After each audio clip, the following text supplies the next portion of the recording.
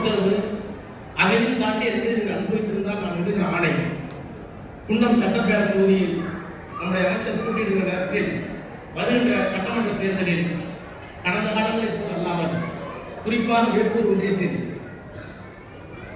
இந்த பெரம்பலூர் மாவட்டத்தில் உள்ளடக்கிய மதியநகராக இருந்தாலும் ராஜேந்திரனாக இருந்தாலும் அங்கே பணியாற்றுகின்ற குன்னம் ராஜேந்திரனாக எல்லாரும் சொல்லுகிறேன்.